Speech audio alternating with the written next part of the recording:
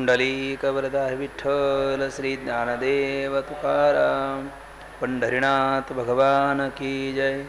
माऊली ज्ञानेश्वर महाराज की जय। जगद्गुरु तुकाराम महाराज की जय। सद्गुरु जोग महाराज की जय। जो आनंद सत्य प्रकाश विभू आणि आधार नाम रूपास बुद्धीने जाणे आणि जाणे त्यास तो अपार शुद्ध परमात्मा मीचे असे।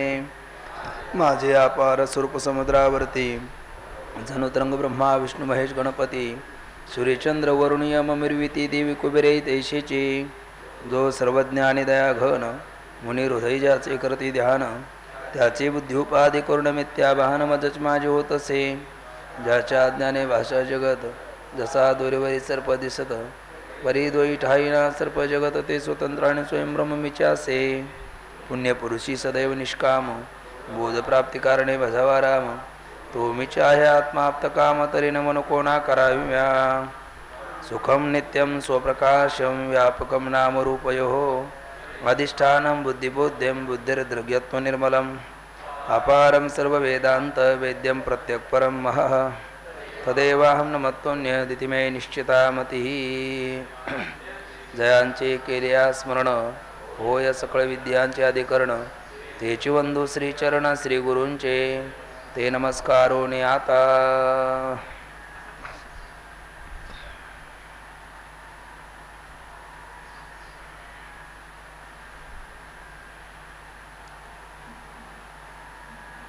या चतुर्थ तरंगामध्ये 53 क्रमांकाच्या परिच्छेदामध्ये जो आनंद सत्यप्रकाश विभू आणि आधार नाम रूपास बुद्धीनं जाणे आणि जाणे त्यास तो अपार शुद्ध परमात्मा मीचे असे। या ओळीतील जे शेवटचं उत्तरार्ध आहे बुद्धी जाणे आणि न जाणे त्यास तो अपार शुद्ध परमात्मा मीचे असे।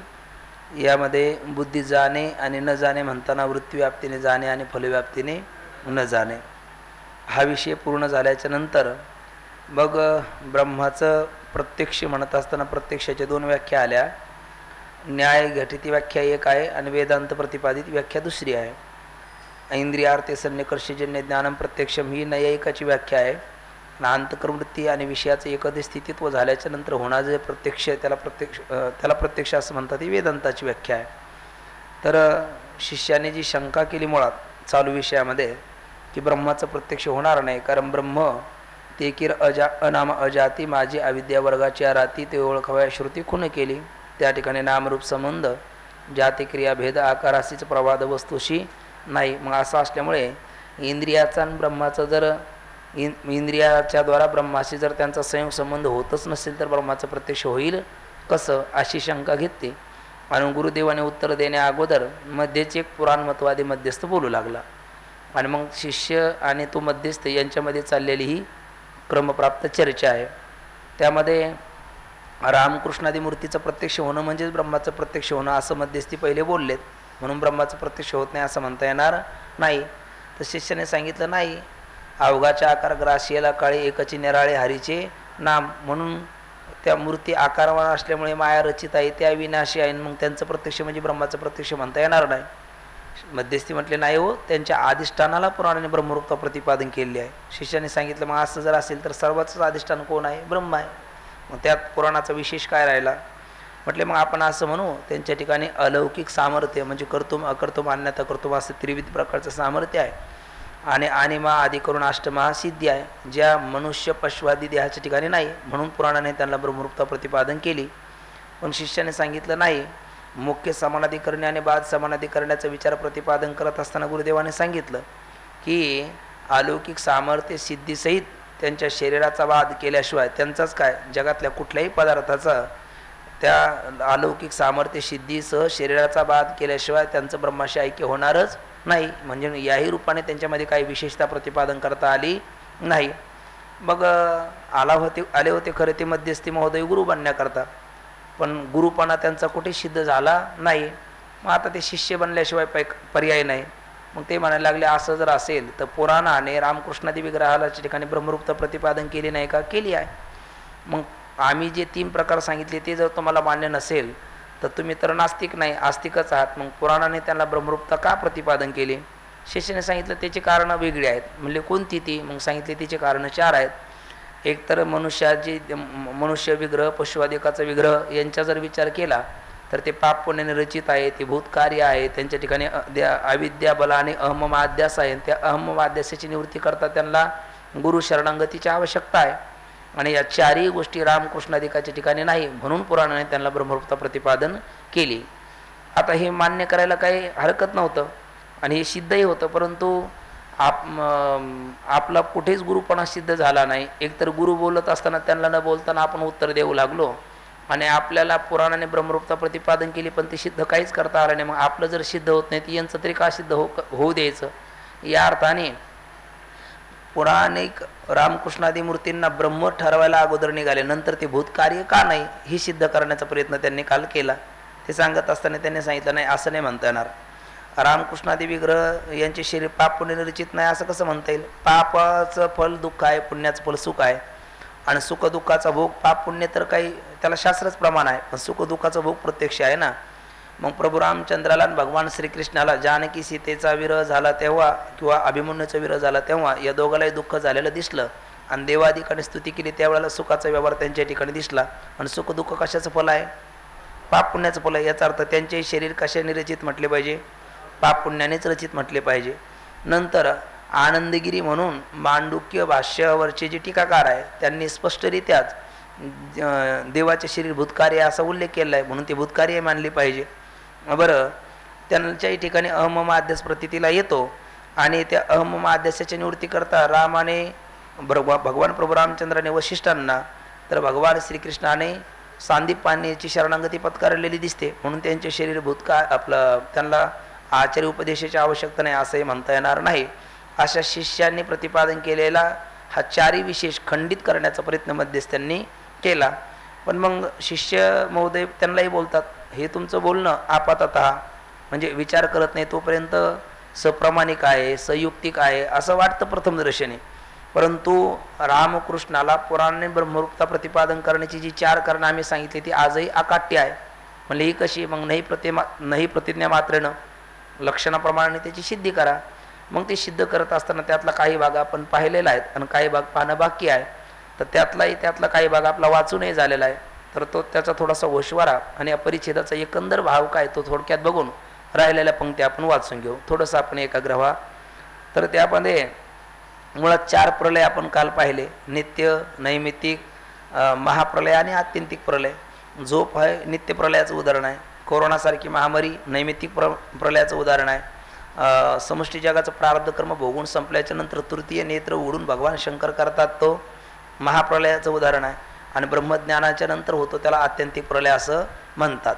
मग या ठिकाणी नित्य प्रलयाचं उदाहरण केलं आणि महाप्रलयाचा सिद्धांत सांगितला. आणि हे सांगत असताना मुळात सांगायचं काय? रामकृष्णादी शरीर ही पाप पुण्य रचित नाही कसे हा विषय सांगायचा आहे. पण मग त्यात चालूमध्ये अनेक महत्त्वाचा काही विषय तोही ग्रंथकार हाताळतात. ते सांगत असताना बघितलं, समष्टी जगाचं प्रारब्ध कर्म फलभोग द्यायला विनमुख झालं. म्हणजे थोडक्यात समष्टी जगाचं प्रारब्ध कर्म भोगून संपलं की मग काय होतो? सृष्टीचा प्रलय होतो म्हणजे महाप्रलय. आणि त्या महाप्रलयाच्या वेळेला समष्टी जगत हे बीज रूपाने मायेमध्ये अविद्येमध्ये काय होतं? लीन होऊन राहतं. आणि ज्या वेळेला समष्टी जगाचं प्रारब्ध कर्म फलभोगाला सन्मुख होतं, फल द्यायला ते प्रवृत्त होतं, अशा वेळेला त्या मायाबिंब वशुकृत्य तामसात सर्वज्ञ ईश्वरा त्या ईश्वर चैतन्याच्या ठिकाणी जगाच्या कर्मानुरूप फलदाता हा व्यवहार घडण्याकरता तो परमात्मा सृष्टीचं सर्जन करतो, उत्पत्ती करतो. आणि ज्या वेळेला रजगुण प्रधान माया उपाधीचा स्वीकार करून परमात्मा सृष्टीची उत्पत्ती करतो त्यावेळेला त्यांना त्या ईश्वर तत्वाला ब्रह्मदेव नाव येतं. आणि ज्या वेळेला शुद्ध सत्वगुण प्रधान माया उपाधीचा स्वीकार करून ते ईश्वर तत्व जगाचं पालन करतं, भोग आणि भोगायतन याची पूर्तता करून त्यावेळेला त्याला विष्णू असं नाव येतं. पण मग आता एखादा इथं आक्षेप घेऊ शकतो, त्यांनी थोडासा विचार दिला की सर्वांना सुखच द्यावं, दुःख कोणाला देऊ नये असा पालन शब्दाचा अर्थ नाही. मग पालन शब्दाचा अर्थ काय? जैशी करणी वैशी भरणी. जसं त्याचं प्राक्तन असेल, पूर्व कर्म असेल तशा पद्धतीने त्याला सुखदुःखाचा भोग होईल. मग त्यांनी व्यवहारातलं उदाहरण दिलं एखादा कुटुंबामध्ये एका पित्याला 2 पुत्र आहेत, एक जर व्रात्य असेल म्हणजे व्रत सोडून वागणारा किंवा दुसरा अर्थ आपण केला वेद अध्ययन न करणारा असा असेल तर पिता त्याला शिक्षा करतो, आणि एखादा जर वेद अध्ययन करत असेल व्रताने वागत असेल तर पिता त्याचं बक्षीस देऊन कोड कौतुक करतो. मग एकाला शिक्षा केली आणि एकाला बक्षीस दिलं हे पित्याचं काय आहे? पालन कर्मच आहे. मग तसं हे समष्टी विश्व ईश्वराचं काय कुटुंब आहे. गोलेबाबाचा शब्द आपण काल बोललो की जीवाचा बारदाना छोटा असतो, परमात्म्याचा बारदाना म्हणजे कुटुंब जरा मोठं असतं. परंतु सगळ्यांना सुख द्यावं कोणाला दुःख देऊ नये असा पालन शब्दाचा अर्थ नाही, त्याच्या कर्मानुरूप त्याला ते फलश्रुती देणं हे पालन शब्दाचा अर्थ आहे. आणि असं जर नाही म्हटलं किंवा ते कर्मा वाचून भोगाचा जर नाश झाला तर मग ते 2 दोष येतात. कृतप्रनाश, भोगल्या वाचून नाश झाला तर कृतप्रनाश, आणि केल्या वाचून भोगायला आलं तर अकृत अभ्यागम. पण हे जीवाच्या ठिकाणी हे 2 दोषाची सिद्धी होऊ नये म्हणून भोगल्या वाचून कर्माची सुटका होत नाही. येत नाही आले उर अवतार येर ते पामर जीव किती. बरं, परमात्म्याने जर त्यांना ते केल्या वाचून भोगायला आलं असं म्हटलं तर परमात्मा केल्या वाचून भोगायला दिलं असं म्हटलं तर त्यांच्या ठिकाणी वैषम्य नावाचा दोष येईल. आणि कर्म न करता पुन्हा ते भोगायला येतं दुःख असं जर म्हटलं तर नैर्घृण्य नावाचे 2 दोष येतील. तर परमात्म्याच्या ठिकाणी हे 2 दोष नाही आणि जीवाच्या ठिकाणी त्या 2 दोषाची सिद्धी होत नाही. कधी? कर्म सापेक्ष फलदाता परमात्मा आहे असं मानल्याच्या नंतर. मग या रूपाने जर पाहिलं तर व्यवहारामध्ये एखादा मुलगा जर चोरी केला तर आई त्याच्या हाताला डाग देते. डाग का देते ते काल आपण उदाहरण बघितलं. तो म्हणतो मान कापली असते मी, आता तर कानावर भागलं. का? कारण त्या वेळेला आईने जर मला योग्य संस्कार दिले असते तर ही वेळ माझ्यावरती आली नसती. याचाच अर्थ दुःख देऊ नये सुख द्यावं किंवा सुख देऊ नये दुःखच द्यावं असं पालन शब्दाचा अर्थ नसून एक वाक्य तुकोबरायचं वचन आहे, दया तिचे नाव भूताचे पालन अनेक निर्दळन कंटकाचे. या रूपाने ज्या वेळेला जे वागण्याच्या नंतर तो वाटेवरती येईल म्हणजे व्यवस्थित त्याचं जीवन घडेल आहे ना, तो सदाचरणी बनेल, तशा पद्धतीने त्याला सुख शिक्षा वा बक्षीस देणं हे त्याचं पालन कर्म करणं आहे.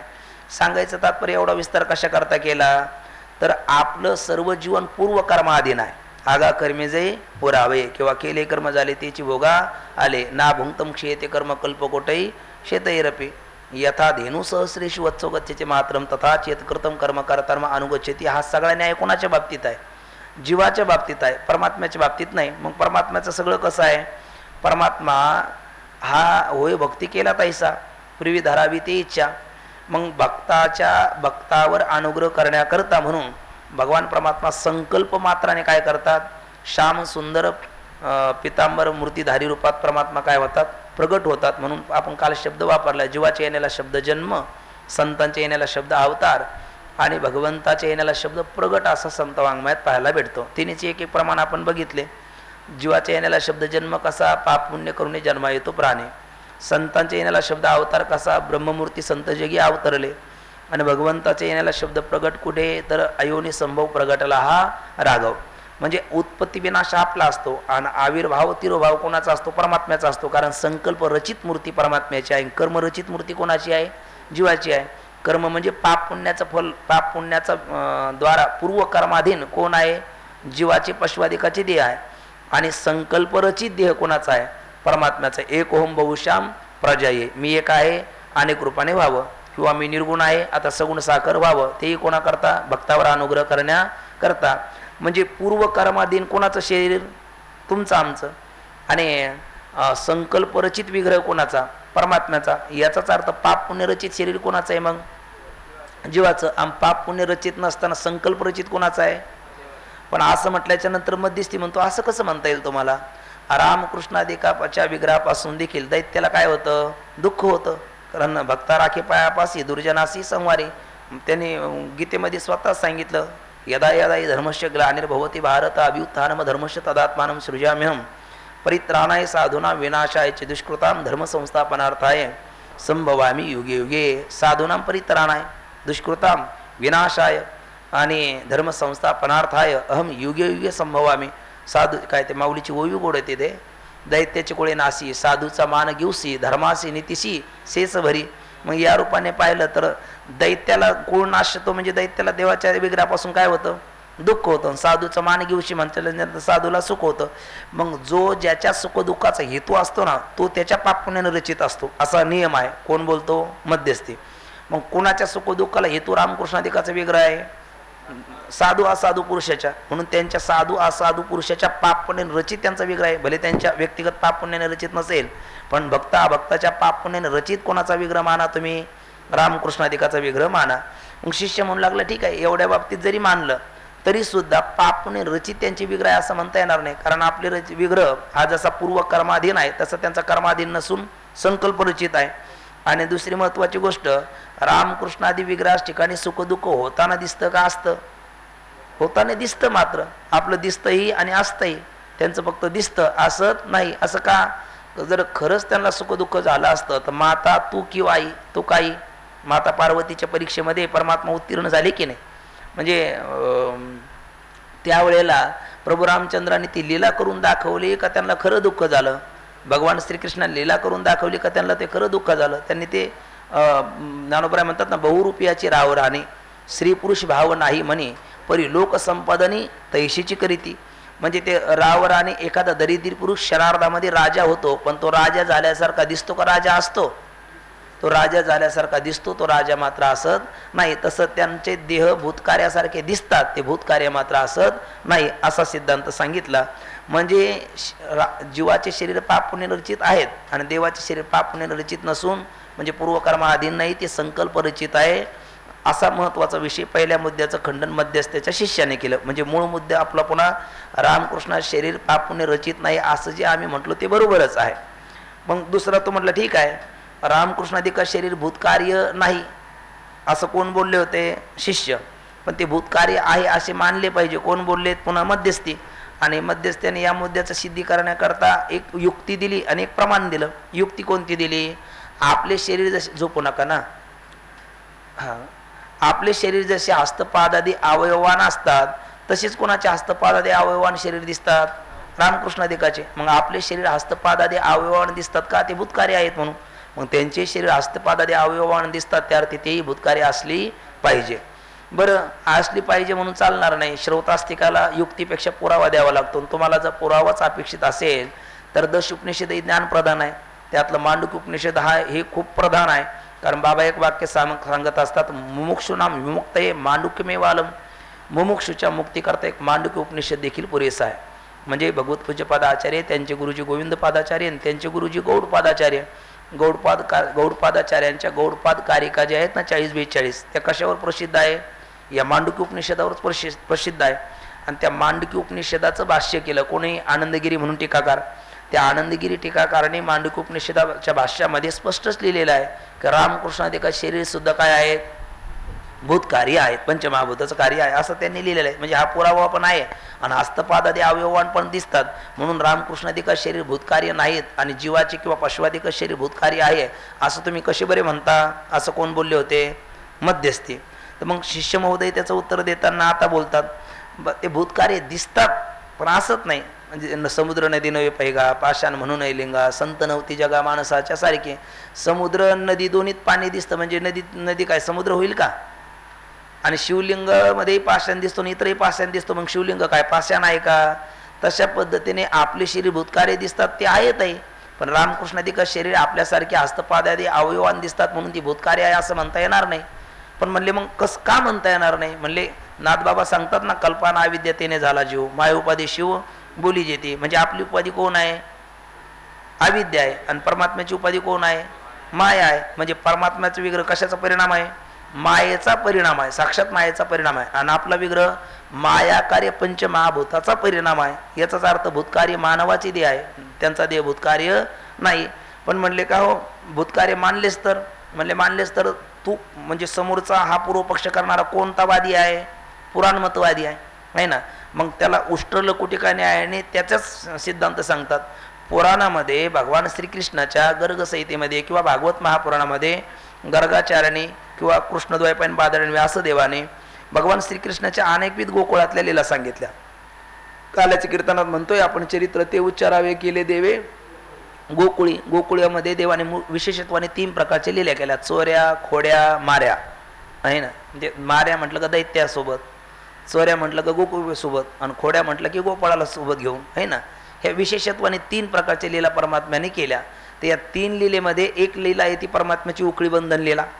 त्या उकळी बंधन लील्यामध्ये यशोदामाया परमात्म्यावर रागवली आणि याला आता उखळात बांधून शिक्षा देते असं म्हटल्याच्या नंतर किती दोर लागलेत, गोकुळातले दोर संपले पडले, तरी काही रज्जूबंधन परमात्म्याला झालं नाही. शेवटी मैयाला बरं वाटण्याकरता परमात्म्याने स्वतः ते बंधन करून घेतलं, पण वास्तविक आता रज्जूबंधन परमात्म्याला झालं नाही. हे कुठे वर्णन केलेलं आहे त्याला बोलतात पुराणात वर्णन केले. आणि हे जर मानलं नाही तर पुराणे निष्फळ होतील.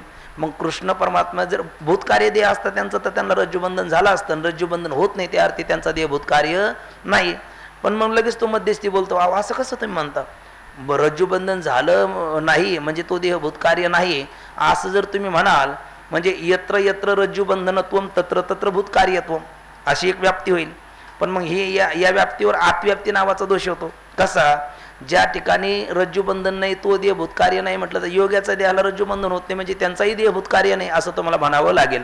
पण योग्याच्या देहाला रज्जूबंधन होतं की नाही, नाही होत ना. आणि भगवान श्रीकृष्णाच्या देहालाही रज्जूबंधन होत नाही, मग योग्याचा देहही भूतकार्य नाही असं म्हणावं लागेल. पण योग्याचे देह तर भूतकार्य तुम्ही मानता आणि कृष्ण रामरायाचा देह भूतकार्य तुम्ही मानत नाही. हे कसं, तर शिष्याने सांगितलं बाबा योग्याच्या देहाला रज्जूबंधन होत नाही हे खरं आहे, पण कधी, योग पुरुषार्थाची सिद्धी झाल्याच्या नंतर. म्हणजे योग साधना केली, 5 यम 5 नियम, आसन यम नियम आसन धारणा, यम नियम आसन प्राणायाम धारणा ध्यान समाधी, आहे ना, सविकल्प समाधी निर्विकल्प समाधी, त्याच्यामध्ये त्याला अष्टमहासिद्धीचा लाभ होतो. आणि मग अष्टमहासिद्धी रूपी पुरुषार्थ सिद्ध झाल्याच्या नंतर त्यांच्या शरीराला बंधन होत नाही, पण अगोदर बंधन होतच होतं की नाही. म्हणजे साधन पुरुषार्थ करण्यापूर्वी अगोदर पाहिलं तर बंधन होत होतं, नंतर पुरुषार्थ सिद्धी नंतर बंधन होत नाही. आणि खरंच होत नाही, योगाच्या शरीराला बंधन होत नाही. ते गोष्ट बाबा सांगत असतात. तैलंगन नावाचे स्वामी आहेत, ते तैलंगन नावाचे स्वामी म्हणजे देहीची विदेही बघू दशा दिगंबर अवस्थेमध्ये ते विचारण करायचे. पण मग आता जे देहबुद्धीवर जी लोक आहेत त्यांना तसा व्यवहार बरा वाटत नाही, कारण भक्ताचा महिमा भक्ताची जाणते म्हणतो आपण, ज्याची किंमत त्यालाच कळते. जो जेथीचे गौरव नेणे तयाशी ते भिंगुळ वाणे, म्हणून अप्रसंगतेने तो म्हणावाचे की माऊली म्हणतात. तर त्या जे पोलीस असतात, हवालदार असतात, शासनाचे अधिकारी असतात, त्यांना ते पटे ना. ते म्हणायला लागले, अहो जैसा देश वैसा वेश, किंवा तुम्हाला जरी नसली तरी लोकलज्जे खातर तरी तुम्ही हे थोडंसं वस्त्र बाळगा, नसेल शक्य तर एखादी 4 बोटाची लंगूट तर लावा ना. तर ते म्हणले, ते कोबरा याचं कबीरदासजी सारखं कुत्ता जाणे और चेमडी जाणे, देहीची बी देही भोगो दशा. आता ते चामड्यावर चामडा काय लावायचा म्हटले. पण ते म्हटले मग तुम्ही असं जर केलं नाही तर आम्ही तुम्हाला बंदिवासात ठेवू. म्हणले ठेवा, परमात्म्याची इच्छा असेल तर तशी. त्यांना बंदिवासात त्यांनी जेलमध्ये नेऊन टाकलं आणि ते बाहेर आले तर पुन्हा ते बाहेर फिरताना दिसले, आहे ना. म्हणजे ते ब्रह्मदेवाने गाई वत्से वर नेऊन ठेवलेत, खाली येऊन पाहता तर पुन्हा तसे, हे खरे का ते खरे. इथे तसं नाही झालं, पण ते धावले तर मध्ये पाहता तर स्वामीजी नाही, पुन्हा त्याने टाकलं. असं 4 वेळेला टाकलं, पण ते पुन्हा बाहेर निघायचे. म्हणजे त्यांना देखील योगाच्या देहाला बंधन झालं का, जलचं बंधन करता आलं का, नाही करता येत. मग योगाच्या देहालाही रज्जू बंधन म्हणा किंवा अन्य बंधन होत नाही, आणि रामकृष्णादी विग्रहाला सुद्धा बंधन होत नाही. म्हणून त्यांना सुद्धा तुम्ही भूतकार्य नाही म्हणणार का. मग तर शिष्य महोदय म्हटले तसं नाही, योगाच्या देहाला बंधन जरी झालं नाही रज्जूबंधन तरी ते भूतकार्यच आहे, आणि रामकृष्णादिकाचा विग्रह मात्र भूतकार्य नाही. म्हटले हा फरक कसा, तर म्हणले त्यांना पूर्वी बंधनाचा भाव होता, योग साधन पुरुषार्थ उत्तर त्यांना बंधनाचा काय अभाव आहे, आणि रामकृष्णादी विग्रहाला पुरुषार्थ वाचूनच मुळतःच बंधनाचं काय आहे अभाव आहे, म्हणून ती शरीरे भूतकार्य नाही. पण तो म्हणायला लागला, मग मध्यस्थी पुन्हा म्हणेल तुम्ही नास्तिक आस्तिक नेमके. म्हणले माझे म्हणायचं काय, अहो म्हटले तुम्हाला पुरावा देऊन सुद्धा मान्य करत नाही. म्हणजे कोणता पुरावा द्याला, म्हणजे मांडुक्य भाष्य आचार्यांचं, त्यावर आनंदगिरीची टीका, आणि तिथे स्पष्टच भूतकार्य रामकृष्ण त्याचे विग्रह सांगितलेले, मग ते तुम्ही मान्य करत नाही का. म्हणले त्याचं तात्पर्य ते असतं तर ते आम्ही मान्य केलं असतं, पण वक्तृच्छा तात्पर्य पकडितव्यम आपण म्हणतो, तात्पर्य जाणलं पाहिजे ना.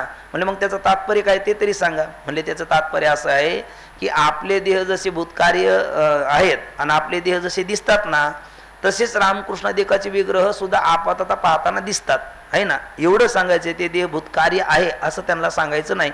म्हणजे हे तात्पर्य तुम्ही कशाहून काढलं असं जर म्हणाल तर मग त्याला पुरावा देतात. श्रीमद भगवद्गीता आपला भारतीयांचा धर्मग्रंथ आहे, आणि त्या गीतेवर आचार्यांचं प्रस्तांतरेवर भाष्य आहे, त्यात गीता भाष्य आहे, आणि गीता भाष्यामध्ये आचार्यांनी स्पष्टरित्या लिहिलेलं आहे काय, रामकृष्णाधिकाचा विग्रहभूत कार्य नाही. आणि त्याच भाष्याचे टीकाकार कोण आहेत? आनंदगिरी आहे. मग ते आचार्यांच्या विरोधात बोलतील का? भले उत्तर मुनीनाम प्रामाण्यम असं म्हटलेलं आहे. उत्तर मुनीला काय दिलं जातं? प्रामाण्य. पण उत्तर मुनीला जरी प्रामाण्य दिलं असलं तर उत्तर मुनी वेगळं उत्तर देतील का जे पूर्वसुरूने दिलं तेच देतील? व्यासांचा मागोवा घेतो, भाष्यकारा ते वाट पसवतो, अयोग्य मीन पवतो के जाईन. मग त्याच या अर्थी आचार्यांच्या विरोधात आनंदगिरी ते त्यांच्याच भाष्याचे टीकाकार असल्यामुळे आचार्याच्या विपरीत ते बोलणार नाही. आणि मग ते वचन जरी त्यांचे दिसले तरी त्यांचा अभिप्राय मात्र तो नाही. म्हणून हा पुरावा देखील तुमचा उचित नाही. म्हणून रामकृष्णाधिकाचे विग्रहभूत कार्य नाही. आणि कोणाचे भूत कार्य आहेत? मनुष्य किंवा पशुवाधिकाचे विग्रहभूत कार्य आहेत. आता तिसरा मुद्दा पुढे आला आपला चौथा. काय? सगळ्यात महत्वाचा तिसरा, अहम मम भ्रांती. आता अहम मम भ्रांती कोणाला आहे कोणाला नाही? अहम मम भ्रांती ही जीवाला आहे. अहंता ममता इथे दुःखास्पदे द्वे, आपल्याला ती आहे. पशुवाधिकाच्या ठिकाणी सुद्धा अहम मम भ्रांती आहे, पण रामकृष्णाधिकाच्या ठिकाणी अहम मम भ्रांती नाही. म्हणले अहम मम भ्रांती नाही असं तुम्ही म्हणता, आणि आमच्यासारखाच स्वदेहा नाम अर्जुन परदेहा नाम स्वजुन. बघा ते गवळण नाही, शेपक आहे बहुतांश काय, मला ते नाही सांगता येणार. वसुदेव माझा पिता आणि देवकी माझी माता, शेपकच आहे ना, शेपकच आहे. तर ते म्हणजे मी माझेपणा दिसतो की नाही त्यांच्या ठिकाणी बोलताना तरी. तर बघ त्यांच्या ठिकाणी अहम अध्यास नाही. बरं, भगवान श्रीकृष्णाला जर त्यावेळेला विचारलं हा अभिमन्यू कोण आहे, ते माझा भाचाच म्हणणार ना. प्रभू रामचंद्राला विचारलं जानकी कोण, माझी धर्मपत्नी अर्धांगिनीच आहे असंच म्हणणार ना. मग तुम्ही कोण, हा काय मी, असा परिचय देणार की नाही? मग अहम अध्यास त्यांच्याही ठिकाणी दिसतो आणि त्यांच्या ठिकाणी अहम अध्यास नाही तुम्ही म्हणता कसे? असं जर बोलाल तर त्याचं उत्तर सरळ सरळ असं आहे. नाथबाबांनी म्हणजे पुरावा देऊन बोलायचं झालं तर कल्पना अविद्या तेने झाला जीव, माय उपाधी शिव बोली जेते. म्हणजे त्यांची उपाधी कोणती आहे? शुद्ध सत्ववती माया आहे. आणि आपली उपाधी मलिन सत्ववती अविद्या आहे. मलिन सत्ववती अविद्या असल्यामुळे अविद्याचा स्वभाव काय? आवृत्त करणं आहे ना. स्वभाव दुरतिक्रम आपण मागे हा विषय होऊन गेलेला आहे. मग तिचा स्वभावच असल्यामुळे ती अविद्या रूपी उपाधी जीवाला काय काय बनवते? अल्पज्ञ, अल्पशक्तिमान, परतंत्र, अहम अध्यास निर्माण करते. आणि शुद्ध सत्ववती माया असल्यामुळे ती परमात्म्याला उलट काय बहाल करते? सर्वज्ञत्व, सर्व शक्तिमत्व, सर्वतंत्र, स्वतंत्रत्व. मग या रूपाने पाहिलं तर अविद्या उपाधीच त्यांची नाही, तर अविद्याकृत अहम अध्यास राहील का? म्हणजे त्यांच्या ठिकाणी अहम अध्यास नाही. आणि जर अहम अध्यासच नाही तर अहम अध्यास निवृत्ती करता आचार्य उपदेशाची आवश्यकता तरी त्यांना राहील का? अहो तो म्हटलं हे सगळं खरं, पण आचार्य उपदेशाची आवश्यकता नाही, पण त्या आचार्याकडे गेलेले आहेत ना. तुम्हीच काल बोललात. बरं आम्ही वशिष्ठ कृष्णे सांदीपाने गुरु केला. बरं एक नाही दोन गुरु आपण म्हणलो, कुलगुरू विद्यागुरु. कुलगुरू वशिष्ठ, विद्यागुरु विश्वमित्र, इकडे कुलगुरू गर्गाचार्य आणि विद्यागुरु सांदीपाने. हे कसं? तर म्हटले हे कशा करतात तुकोबऱ्या? त्याचं उत्तर देतात. आरबकाची साठी पण त्या हाती धरली पाठी, तैसे संत जगी क्रिया करुणी दाविती अंगे. बाळकाची चाली माता जाणून पावलं घालीन, तुका म्हणे नाव जनासाठी उदकी ठाव किंवा विशेष आचारावे लागे संती. ज्ञानोबराय म्हणतात देखी प्राप्तार्थ झाले, निष्कामता पावले, तयाही कर्तव्याशी उरले, लोकाची लागी. मार्गाधारे वर्तावे, विश्व हे मोहरे लावावे, अलौकिक नोहावे लोकांप्रती. आहे ना. तोही मी कर्मी उगला वरते. आठवतं का? काही साकडे काही माते, कवणीये की आरते, आचरणे मी धर्माते वर्ते जरी, मनसी जरी. हा पुढची मग आता नाही थांबा ती होऊ दे ना एकदा. हा तरी पुरतेपणा लागी आणिक दुसरा नाही जगी, आयशे सामर्थ्य माझ्या अंगी जाणसी तू. तो अर्जुन आहे जाणतो. तोही मी कर्मी वर्ते. आहे ना. तोही मी कर्मी वर्ते म्हणजे काही कारण नाही, पण मी कर्मी वर्तन करतो. याचाच अर्थ काय? कशा करता? तर त्याचं उत्तर आहे इथे त्याने शब्द वापरले आहेत. काय? शास्त्र मर्यादेचं रक्षण करण्याकरता, किंवा दुसरा आहे लोकसंग्रह आम्ही वापिस संपशन करतो महर्षी. म्हणजे लोकसंग्रह करता लोक उन्मार्गी प्रवृत्त होऊ नये, लोकांनी सन्मार्गामध्ये राहावं. व्यवहारामध्ये आता शब्द बोलणं उचित अनुचित तो विषय सोडून द्या, पण कळण्याकरता म्हणून बोलतो. ते मराठवाड्यामध्ये म्हणतात वरमाई जर व्यवस्थित असेल तर वऱ्हाडी मंडळी आपोआपच व्यवस्थित वागतात. म्हणजे पुढारी जर व्यवस्थित राहिला तर इतर मंडळी सहज आचरण करतात. आपण काय म्हणू, आदर्श कोणाचा घ्यायचा, यद्यदाचरती श्रेष्ठ तत्तदेवे तरोजना सयत प्रमाणम कृते लोकस्तदन वर्तते. तर वडील जे करीती तया नाम धर्म ठेविती एरतीची अनुष्ठिती सामान्य सगळं. आणि आपले वडील आपले पूर्वश्री कोण, भगवान प्रभू रामचंद्र. हे बघा अध्यात्म रामायणामध्ये स्पष्ट उल्लेख आहे. खरं तर धर्मस्य तत्वम निहितम गुहायाम, धर्म अत्यंत गोपनीय आहे. आणि महाभारतातलं वचन आहे धर्मो रक्षती रक्षता, धर्माचं आपण रक्षण केलं की धर्म आपलं रक्षण करतो. येतो धर्मो ततोच जया, ज्या ठिकाणी धर्म आहे त्या ठिकाणी विजय हा निश्चित आहे. संजयाची भविष्यवाणी आहे, यत्र योगेश्वरो कृष्ण यत्र पार्थो धनुर्धरा तत्र श्री विजयो भूतिर ध्रुवानितिर मतिर्मम. ते व्यासाचा अंकुनव आहे, या बोला आण होय तरी व्यासाचा अंकुनव आहे. आयुष्य म्हणून बाहे उभारिली तिने, म्हणजे या माझ्या बोलण्यावर जर अन्य होईल तर मी स्वतःला व्यासांचा शिष्य म्हणून घेणार नाही, असं संजय बोलतात. याचाच अर्थ विजय कोणाचा, जो धर्माचरण करेल त्याचा विजय अटळ आहे ना. सत्यमेव जे ते आपल्या भारताचं संविधान आहे. पण मग धर्म आपलं रक्षण करतो हे जरी खरं आहे तर धर्म कळायला पाहिजे ना. धर्माचं तत्व तर अत्यंत गोपनीय आहे. मग तिथे म्हटलेलं आहे धर्माधिवत वर्तितव्यम, स्पष्ट वचन आहे अध्यात्म रामायणाचं. धर्माधिवत वर्तित, वत म्हणजे प्रमाणे, म्हणजे रामाधिवत वर्तितव्य. मला म्हणायचं काय, रामाधिवत वर्तितव्य म्हणले का, तर तिथं उत्तर दिलं रामो विग्रवान धर्म. हा भगवान प्रभू रामचंद्र काय चालता बोलता धर्म आहे.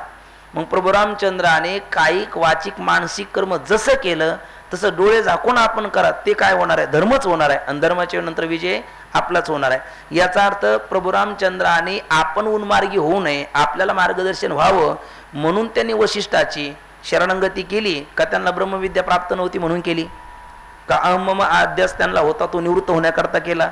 कारण आपण मागे विचार केला बघा, नित्यमुक्त आणि बद्धमुक्त. बद्धमुक्त कोण, जीव आहे, आणि नित्यमुक्त कोण, रामकृष्णादी परमात्मा आहे. मग ते जर नित्यमुक्त आहे तर अहम भ्रांती निवृत्ती करण्याकरता त्यांना आचार्य उपदेशाची आवश्यकता आहे का, नाही. म्हणजे एकंदर या चारही मुद्द्याची आता सिद्धी झाली. त्यांचं शरीर पापुणे रचित नाही, मग काय रचित आहे तेवढं बोला ना एकदा.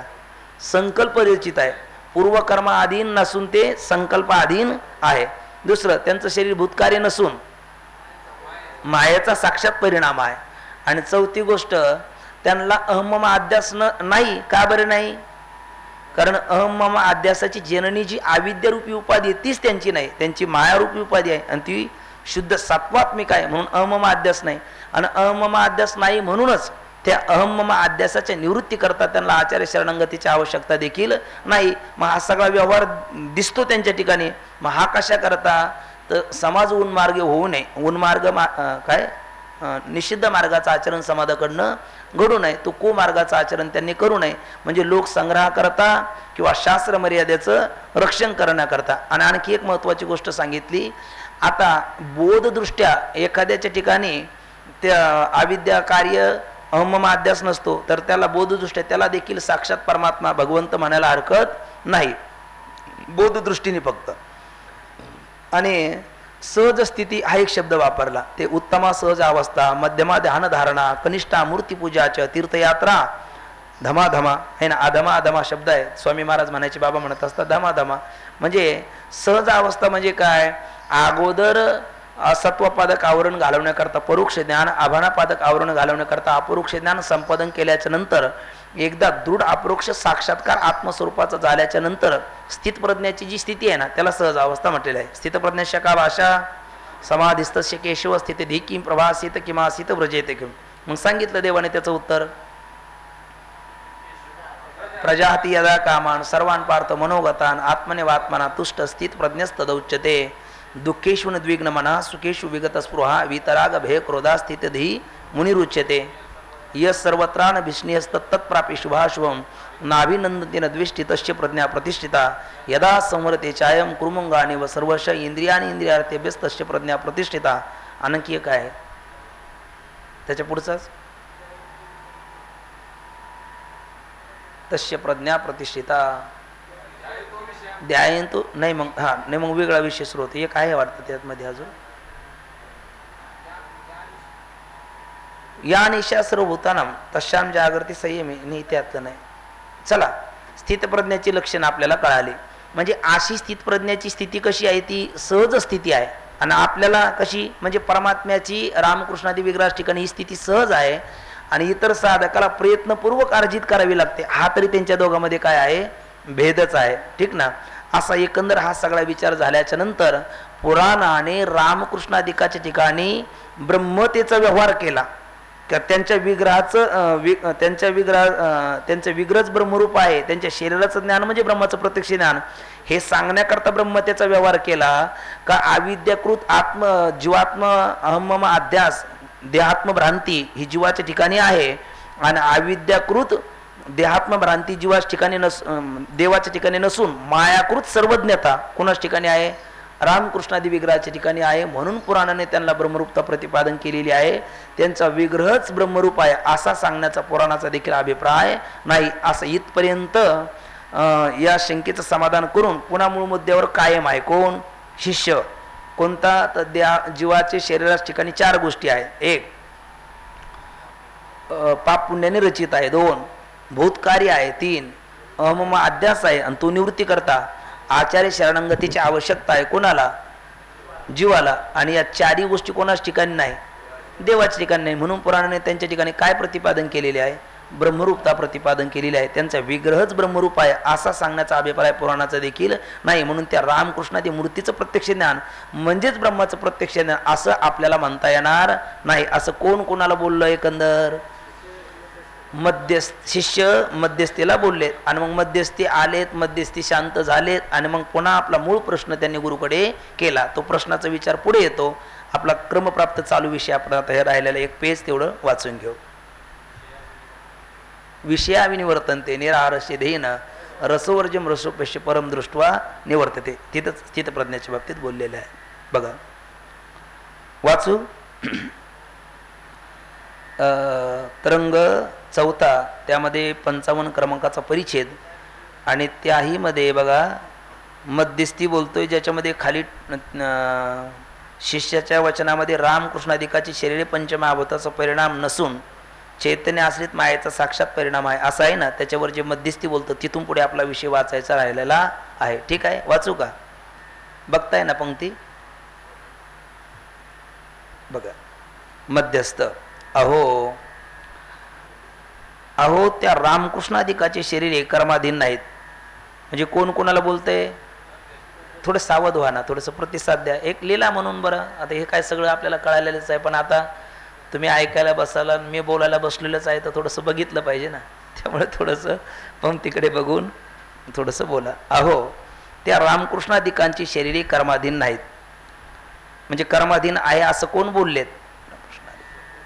मध्यस्थी बोललेत. आणि म्हणून ते कर्माधीन आहे म्हणजे ते कर्माधीन का आहे? त्यांनी 2 पुरावे कोणते दिले? एक आपल्यासारखे हस्तपादादी अवयवाने दिसतात म्हणून, आणि दुसरा आनंदगिरी हे भाष्याचे टीकाकार मांडुके भाष्याचे टीकाकार ते बोलतात म्हणून. म्हणजे पुरावाही दिला आणि युक्तीही दिली. म्हणून रामकृष्णादिका शरीर काय मानली पाहिजे? भूतकार्य मानली पाहिजे असं म्हणणं मध्यस्थेचं आहे. तर भूतकार्य मानता येत नाही.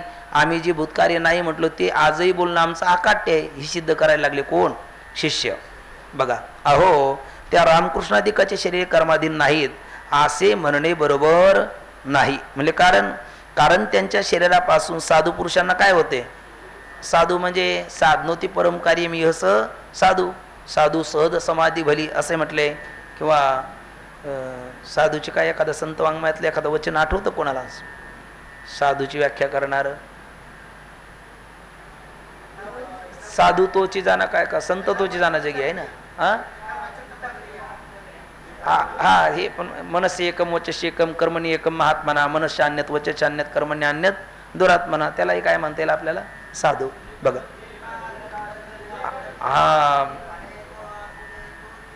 हे बघा बाबा म्हणतात ते खरं आहे.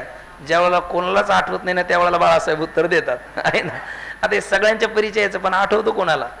तर जे का रंजले गांजले ते असे म्हणे जो आपुले तोची साधू ओळखावा. रंजलेले आणि गांजलेले बाबा म्हणत असतात त्रिविध तापात गांजलेले आणि पंचविषयामध्ये रंगलेले असे जे दिन आहे त्या दिनाला जवळ घेऊन आपल्या आत्मस्वरूपाचा मार्ग दाखवतात त्यांना काय म्हणतात? साधू. असे साधू पुरुषांना सुख आणि बघा आणि राक्षसिकांना दुःख होते हे प्रसिद्ध आहे की नाही? कुणापासून? रामकृष्णादिकाच्या विग्रहापासून. सांगा बघू त्रेतायुगात कोणत्या साधूला सुख कोणत्या असाधूला दुःख झालं? रावण कुंभकर्णादिक या साधूला म्हणजे राक्षसांना दुःख झालं. आणि शबरी, हनुमंत, बिभीषण या सगळ्या साधू पुरुषांना काय झालं? सुख झालं. द्वापार युगात बोलला तर कंस, चाणूर, मुष्टिक या असाधू पुरुषांना दुःख झालं. आणि गोपाळ, गोपिका, त्या कुब्जा वगैरे या सगळ्यांना काय झालं? सुख झालं. तेच आपण सत्ययुगात पाहिलं तर हिरण्याक्ष, हिरण्यकश्यपू यांना दुःख झालं आणि भक्त प्रल्हाद आदी भक्तांना सुख झालं. आणि कलियुगात कोरोनासारखी नुसते पॉझिटिव्ह म्हणून पाहायला म्हणून गेले, तिकडेच गेलेत आहे ना, आले सुद्धा नाही घरी. आणि एखादा साधू महात्मा सगळ्यात फिरून त्याला काहीच नाही आहे ना. म्हणजे सगळं करणारं कोण आहे? परमात्माच आहे ना. बघा, कारण त्यांच्या शरीरापासून साधू असाधू पुरुषांना सुख आणि राक्षसादिकांना दुःख होते. काय आहे? प्रसिद्ध आहे. थोडे एकाग्र व्हा बरं का. आज कालच परिच्छेद हा झाला पाहिजे असं बाबा बोलले होते. आपला आता आशय सगळा पाहून झालेला आहे. फक्त पंक्ती वाचून घेऊ. काही वाटलं तर आपण बोला. आता हे मध्यस्थी खंडन करतोय बरं का. तो काय नियम काय देतो बघा. जो ज्याच्या सुखदुःखाचा हेतू तो त्याच्या पापपुण्याने रचित असतो. मग जो म्हणजे कोण? लावा इथं, बोला बोला तेवढं. जो म्हणजे कोण? रामकृष्ण परमात्मा. ज्याच्या म्हणजे कोणाच्या? साधू असाधू पुरुषाच्या. कशाचा हेतू आहे? सुखदुःखाचा हेतू आहे. म्हणून तो म्हणजे परमात्मा त्यांच्या म्हणजे साधू असाधू पुरुषाच्या कशाने रचित आहे? पाप पुण्याने रचित आहे. भले त्यांना व्यक्तिगत त्यांचं पाप पुण्य त्यांच्या देहाला वेगळ्याला कारण असलं तरी साधू असाधू पुरुषाच्या पाप पुण्याने ते रचित आहे. म्हणजे पाप पुण्याने रचित आहे मानाच, स्वतःच्या नाही तर साधू असाधू पुरुषाच्या असं म्हणा. कोणाचं म्हणणं आहे? मध्यस्थ्यांचं. असा वेदांताचा सिद्धांत आहे. त्यावरून रामकृष्णादिकांच्या शरीरास त्यांच्या स्वतःचे कर्म कारण नसले तरी साधू असाधू पुरुषाचे कर्म त्यांच्या शरीरास कारण आहेच आहे. असे असता अवतार शरीरे म्हणजे रामकृष्णादी विग्रह हे पाप पुण्याच्या अधीन नाहीत असे म्हणणे तुमचे काही नाही, योग्य नाही. कोण बोलले? आता मध्यस्थी. पण असं जरी तुम्हाला वाटलं तरी ते पाप पुण्या अधीन नाहीच नाही असं सिद्ध करण्याची जबाबदारी कोणाची आहे? आता शिष्य महोदयाची. ते बोलतात बघा. शिष्य, अहो असे जरी असले म्हणजे तुम्ही म्हणता तसे जरी दिसले असले का रामकृष्णादिका शरीर कोणाच्या व्यक्तिगत पापुण्याने रचित नाही, स्वतःचे नाही. कोणाच्या आहे? ज्यांच्या सुखदुःखाला हेतू आहे. कोणाच्या? साधू असाधू पुरुषाच्या पापुण्याने रचित त्यांचा विग्रह आहे. असं जरी असलं तरी काय म्हणतात बघा. असे जरी असले तरी जीवांच्या आणि रामकृष्णादिकाच्या शरीरात फरक असा आहे की पूर्व शरीरात केलेल्या शुभाशुभ कर्माची फले म्हणजे सुखदुःखे जीवांना उत्तर शरीरात भोगावे लागतात. आगा कर्मे जैव रावे, केले कर्म झाले आहे ना, त्याची भोगा आले. भोगतो न घडे या न्यायाने. म्हणून म्हणजे जीवाला पूर्व शरीरात केलेलं ते उत्तर शरीरामध्ये भोगावं लागतं. म्हणून म्हणून सर्व शरीर अभिमानेच्या पूर्व शरीराच्या पाप पुण्याधीन उत्तर शरीरे आहेत. त्याप्रमाणे रामकृष्णाची शरीरे ही साधू असाधू पुरुषाच्या पाप पुण्याच्या अधीन आहे. भले त्यांच्या शरीराकडनं पाप पुण्याच्या अधीन नसेल पण साधू असाधू पुरुषाच्या पाप पुण्य अधीन कोणाचे शरीर आहेत? विग्रह आहेत. रामकृष्णादिकाचे विग्रह आहेत. त्यांना सुखदुःखास कारण आहेत. म्हणजे त्यांच्या साधू असाधू पुरुषाच्या सुखदुःखाला कारण आहेत. कोणाचे शरीर? विग्रह, रामकृष्णादिकाचे विग्रह. म्हणून ते त्यांच्या पाप पुण्याने रचित आहेत. तरीही म्हणजे शिष्य बोलू लागला, तरीही पण रामकृष्णादिकांना नटवेशधारीप्रमाणे आपल्या स्वतःच्या शरीराकडून सुखाचा अथवा दुःखाचा भोग होत नाही. नटवेशधारीप्रमाणे. नटवेशधारी आपण मागे बघितलं. चांगुना ती रडते. रडत असताना तिच्या डोळ्याला धारा लागलेल्या दिसतात पण आतून आनंदाच्या उकळ्या फुटलेल्या असतात. कारण का? सगळं समाज रडत होता, माझं पात्र व्यवस्थित उठलं असा एक प्रकारचा तिचा त्या आनंद असतो. म्हणजे तिच्या ठिकाणी जरी सुखदुःखाचा व्यवहार दिसला तरी तो वास्तव आहे का तो नटवेश कृती आहे? तसा रामकृष्ण विग्रहाच्या ठिकाणी सुखदुःखाचा व्यवहार दिसला तो वास्तव आहे का बोलेला वाल्मिक म्हणून आहे? बोलेला वाल्मिक तैशीची करीन आणि वर्तून दावीनं म्हणे ना. म्हणून त्याने ते वर्तन करून दाखवलेलं आहे. नटवेश कृतीसारखी त्यांची ती स्थिती आहे. कशी? ते स्पष्टीकरण करतात बघा. म्हणून रामकृष्णाची शरीरे आपल्या स्वतःच्या पाप पुण्य अधीन नाहीत हे म्हणणे योग्य आहे. तसेच रामकृष्णादिकाचे शरीरे पंचमहाभूताचा परिणाम नसून कोणाचा परिणाम आहे? चैतन्य आश्रित साक्षात मायेचा परिणाम आहे. म्हणजे आपले विग्रह कशाचे? माया कार्य पंचमहाभूताचे. म्हणून आपले शरीर भूतकार्य आहेत आणि त्यांचे भूतकारण मायेचा साक्षात परिणाम त्यांची शरीर आहेत. म्हणून ते भूतकार्य नाहीत. उदाहरण देतात बघा. जसा नाटकात एखादा दरिद्री मनुष्य संकल्प मात्राने एका क्षणात राजा झाल्यासारखा दिसतो का? असतो दिसतो. फक्त तो राजा झाल्यासारखा दिसतो पण खरोखर तो राजा नसतो. कारण का राजे म्हणा तर मग त्याचं नंतर ते नटवेश सगळं कार्यक्रम तो उरकल्याच्या नंतरही त्याला राजे म्हणून कोणी जवळ केला पाहिजे? कोणी विचारत नाही. तो फुटपाथवरचा भिकारी आहे, भिकारीच राहतो म्हणजे क्षणमात्रात तो क्षणार्धापुरता दिसला तरी तो खरा राजा नसतो. अगदी त्याचप्रमाणे अचिंत्य मायेने, अचिंत्य काय म्हणतात, मनसापि चिंतितुम अशक्य किंवा अघटित घटना पटी ऐशी माया दैवी यश गुणमयी मम माया दुरत्या अजबताडाखा आणि डुबाया परमार्थ सबका नारद की तो भई नारदी ऐशी नोबद गाजी, म्हणून तिला अचिंत्य म्हटलेलं आहे. कारण मनाने देखील आपण त्याचे चिंतन करू शकत नाही. अशा अचिंत्य मायेने उत्पन्न होणारी रामकृष्णादिकाची शरीरे भूतकार्यासारखी दिसली तरी ती भूतकार्य नाहीत. दिसली म्हणून ती भूतकार्य माना असं म्हणणं होतं मध्यस्थचं, पण दिसली तरी ती भूतकार्य मात्र नाहीत. मग कोणाचा परिणाम आहे साक्षात? मायेचा. तरी सगळे बोलत नाही, याचा अर्थ आपल्याला भुका जास्त लागलेल्या आहेत. कशाचा परिणाम आहे? साक्षात मायेचा परिणाम आहे. आणि जर ती पंचकृत भूतकार्य असती, ती म्हणजे कोण? रामकृष्णादिकाचा विग्रह, त्यांची शरीरे, तर कृष्ण शरीरास दोरीने बांधता आले असते, पण मैयाला ते रज्जू बंधन करता आलं नाही. पण दोरीचे बंधन कृष्ण शरीरात झाले नाही. असे पुराणात, म्हणजे कोणत्या पुराणात? 18 पुराणापैकी श्रीमद भागवत महापुराणामध्ये किंवा गर्गसंहितेमध्ये पुराणात आहे ते खोटे होईल. आणि म्हणून देव शरीरे भूतकार्य नाहीत. पण मग मध्यस्थी म्हणतो, अहो रज्जू बंधनादिकाचा अभाव असला म्हणजे ती शरीरे भूतकार्य नव्हे असे जर म्हणावे तर योग्याचे शरीरासही सिद्धीच्या बलाने बंधन घडत नाही. कोणत्या स्वामीचं उदाहरण पाहिलं आपण आताच? तैलंगण स्वामी यांचं उदाहरण आपण पाहिलं. ते योग्य होते, त्यांच्या शरीराला काही रज्जू बंधन करता आलं नाही किंवा जेलमध्ये ठेवता आलं नाही. मग त्यांची शरीरास भूतकार्य नाही असे म्हणावे लागेल. रज्जूबंधन होत नाही म्हणून भूतकार्य नाही असं जर तुम्ही म्हणत असाल तर असं कोण बोलू लागला? हा मध्यस्थी शिष्य महोदय बोलतात. अहो योगाच्या शरीरास प्रथम बंधनाचा संभव असतो, म्हणजे योगाभ्यासाने पुरुषार्थ सिद्धी होण्याच्या अगोदर. पश्चात योगाभ्यासरूप पुरुषार्थामुळे बंधनाचा अभाव होतो. आणि कृष्ण शरीरास तर योगाभ्यासरूप पुरुषार्थ वाचून सहजच बंधन होण्यास योग्य नाही, म्हणून देवाची शरीरे भूतकार्य नाहीत. आता आनंदगिरीने देव शरीरे भूतकार्य म्हटले आहेत. आनंदगिरी म्हणजे कोण? मांडुक्य भाष्यावर टीका लिहिणारे आहे ना, त्यांनी भूतकार्य म्हटली तर ती इतर जीवाच्या शरीराप्रमाणे दिसतात या अभिप्रायाने म्हटली आहे का भूतकार्य आहेत हे सांगण्याचा त्यांचा अभिप्राय आहे? हा सांगण्याचा त्यांचा अभिप्राय नाही. पण हे तरी तुम्ही कशावर म्हणता असं जर विचाराल तर शिष्य त्याचं उत्तर देतात. कारण खुद्द भाष्यकारणे म्हणजे कोण? भगवत पूज्यपाद श्रीमद आद्याचार्य शंकराचार्य महाराज यांनी गीतेच्या भाष्यामध्ये म्हणजे गीता भाष्यात जीवावर अनुग्रह करण्याकरिता माया बलाने, कारण गुणाला विटेवरी पितांबरधारी सुंदर तो अव्यक्त ते आकारले रूपाले गुणवंत, कोणत्या उपाधीचा स्वीकार करून शुद्ध सत्वती माया उपाधीचा स्वीकार करून, म्हणून म्हणतात माया बलाने परमात्मा कृष्णरूप प्रतीत होतो असे स्पष्ट म्हटले आहे. आणि त्याचेच टीकाकार कोण आहेत?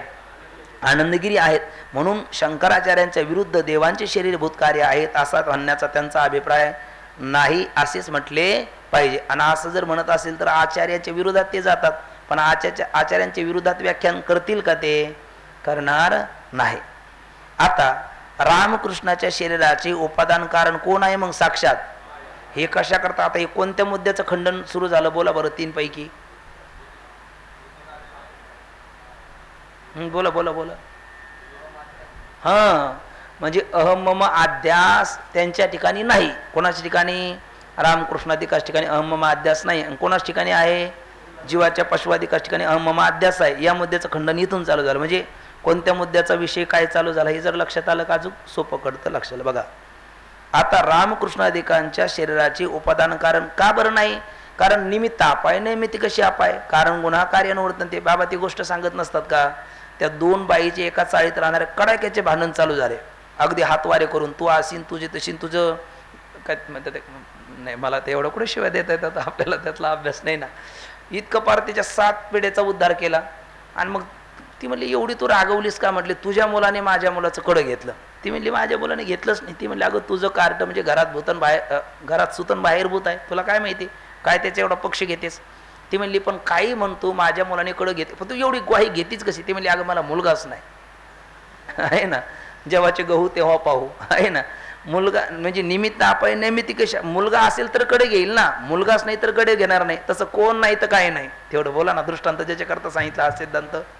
वा अविद्यारूपी उपाधीच नाही तर तिचं कार्य असणारा अहम मम अध्यास नाही, हे काही वेगळं सांगण्याची आवश्यकता नाही. बघा, रामकृष्णादिकांचे शरीराचे उपादान कारण, म्हणून इथे शब्द तिथून सुरुवात केला. रामकृष्णादिकाच्या शरीराचे उपादान कारण साक्षात माया आहे आणि जीवाच्या शरीराचे उपादान कारण माया कार्य पंचमहाभूते आहेत.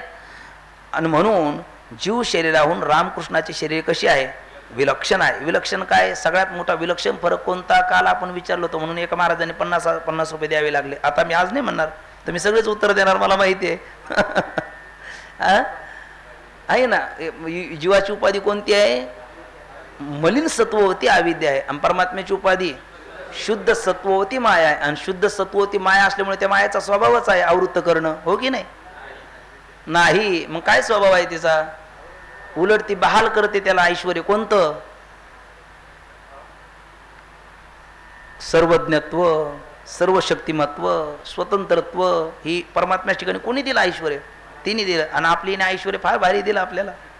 आपल्या हिने म्हणजे आपल्या अविद्या उपाधीने कोणतं ऐश्वर्य दिलं? अल्पज्ञत्व, अल्पशक्तिमत्व, परतंत्रत्व. आणि या मम अध्यासाची जननीच आहे ती. कोण? आपली उपाधी अविद्या. तीच त्यांच्या ठिकाणी नाही. कोण? अविद्यरूप उपाधीच त्यांची नाही. तर मग उपाधी, कारणरूप उपाधीच नाही, तर कार्यरूप अहम मम अध्यास असतील काय? कोणाच ठिकाणी? ईश्वराच्या ठिकाणी. थोडं एकाग्र व्हा, 1-2 मिनिटं.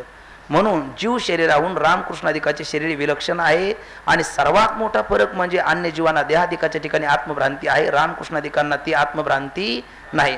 आत्मभ्रांतीला कारण मुळात अविद्या आहे. ती अविद्याच त्यांच्या ठिकाणी नसल्यामुळे आत्मभ्रांती नाही. आणि आत्मभ्रांती ज्याच्यामुळे होती तो मधला अहम अध्यासही नाही, कारण त्यांचं मूळ कारण कोण नाही? अविद्या उपाधीच त्यांची नाही. म्हणून आता बघा, ज्या पुरुषांना देहादिकाच्या ठिकाणी आत्मभ्रांती नाही त्यांना बोधदृष्ट्या देव म्हणायला हरकत नाही. आपण नाही तरी मारुती बाबाला जीव मानू का देव मानू? बाबाला जीव मानू का देव मानू? का बरं? बोधदृष्ट्या, कारण त्यांच्या ठिकाणी ते आत्मभ्रांती नाही. मग ज्या महापुरुषाच्या ठिकाणी आत्मभ्रांती नाही त्यांना बोधदृष्ट्या काय म्हणायला हरकत नाही? बोधदृष्ट्या त्यांना देव म्हणायला हरकत नाही. तुका म्हणे कैची क्यू अंकोठी जीव निराळा. असो, जीवांना देहादिकाच्या ठिकाणी आत्मभ्रांती असण्याचे कारण त्यांची उपाधी कोण आहे? बोलत चला, पाहत चला. मलिन सत्ववती अविद्या आहे. आणि रामकृष्णादिकांना देहात्मभ्रांती नसण्याचे कारण त्यांची असणारी उपाधी कोण? शुद्ध सत्ववती माया आहे. आणि म्हणूनच जीवांना अविद्याकृत काय आहे? देहात्मभ्रांती आहे. आणि अविद्याकृत अहम अध्यास देखील आहे. आणि देवांना मायाकृत काय? सर्वज्ञता आहे. जीवांना अविद्याकृत आवरणाचा आणि देहात्मभ्रांतीचा नाश कशाने होईल? आचार्य शरण होऊन होईल. कारण गुरु तेथ ज्ञानी दर्शनी समाधान जेत ज्ञानाचा तेथ सेवा हा तो स्वाधीन करी. आणि कोणत्या श्लोकावरच्या ओव्या आहेत? तद्विधी प्रणिपातेन परिप्रश्नेन सेवया उपदेक्षन्ते ते ज्ञानम ज्ञाननस तत्वदर्शन. म्हणून आता ही आत्मभ्रांती असल्यामुळे तिची निवृत्ती करण्याकरता आचार्य शरणागतीची आवश्यकता आहे. कोणाला? जीवाला. पण अविद्याकृत आत्मभ्रांतीच नसल्यामुळे आचार्य शरणागतीची आवश्यकता नाही. कोणाला? हे कितव्या मुद्द्याचं खंडन चाललं आता आहे? 4थ्या मुद्द्याचं खंडन चाललं. बघा, जीवांना अविद्याकृत आवरणाचा आणि देहात्मभ्रांतीचा नाश आचार्य शरण होऊन करून घेणे आवश्यक आहे. रामकृष्णादिकांना आवरण आणि भ्रांती नाही, म्हणून आचार्याद्वारा उपदेशजन्य ज्ञानाची आवश्यकता नाही. जरी रामकृष्णादिक ब्रह्मज्ञान, तू म्हणाल पण असं कसं बोलता तुम्ही? रामकृष्णादिकांनी गुरु शरणागती केलेली दिसते ना आम्हाला, आहे ना? जरी दिसले तरी ती उपदेश प्राप्त होण्याकरता, आत्मभ्रांती निवृत्त करण्याकरता ती केलेली शरणागती नाही. मग कशा करता? त्याचं उत्तर देतात. जरी रामकृष्णादिक ब्रह्मज्ञान प्राप्तीकरिता वशिष्ठ सांदीपानीकडे, म्हणजे वशिष्ठाकडे कोण? भगवान प्रभू रामचंद्र. आणि सांदीपानी ऋषीकडे भगवान श्रीकृष्णचंद्र गेल्याचे पुराण वचन प्रसिद्ध आहे. राम वाल्मिकी रामायणामध्ये, तुळशी रामायणामध्ये किंवा भागवत महापुराणामध्ये. तथापि वेद आज्ञेची मर्यादा रक्षण करण्याकरता बाबाने एक शब्द सांगितला, विशेष आचरावे लागे संती, किंवा माऊलीचं विधान आहे, मार्गधारे वर्तावे. म्हणून वेदाज्ञेची मर्यादा रक्षण करण्याकरिता किंवा लोकसंग्रहाकरिता ते गुरुकडे गेले. त्यांना ब्रह्मज्ञान नसून ते प्राप्त करून घेण्याकरता गुरुकडे गेले नव्हते. हे त्यांच्या अवतार चरित्रावरून सिद्ध आहे. बघा, आपण गुरुकडे शरण जातो. आता दुसरा अध्याय, म्हणजे 1 वर्ष गेलं, दुसरं वर्ष चालू आहे, काहीचं 3रं वर्ष. आमच्यासारखेचे 12-12 वर्ष झाले, पण काही पडला नाही. पहिले पाडे 25 होतं. आणि त्यांनी तर 14 विद्या आणि 64 कला 14 आणि 64 दिवसामध्ये आत्मसात केल्या. आपल्याला हे शक्य आहे का? केल्या का मूळच्याच होत्या, फक्त ते विधी दाखवली आहे ना. म्हणजे या अवतार चरित्रावरून किंवा अवतार चरित्र म्हणजे ते माता पार्वती परीक्षा घ्यायला आली तर माता तू किंवा आहे असे बोलतात, म्हणजे त्यांना तो अहम अध्यास आहे का? अशा भगवान श्रीकृष्णाला जर खरं तादात्म्य असता तर गोकुळ सोडल्याच्या नंतर पुन्हा गोकुळात गेले का? नाही ना. म्हणजे अवतार चरित्रावरून सगळ्या दिनचर्या व्यवहारावरून आपल्याला पाहायला भेटतं का त्यांच्या ठिकाणी अहम अध्यास नाही आणि त्याच्या निवृत्ती करता ते गुरुकडे गेले नाही. मग गेले कोणत्या 2 कारणा करता? लोकसंग्रह करता आणि शास्त्र मर्यादेचं रक्षण करण्याकरता.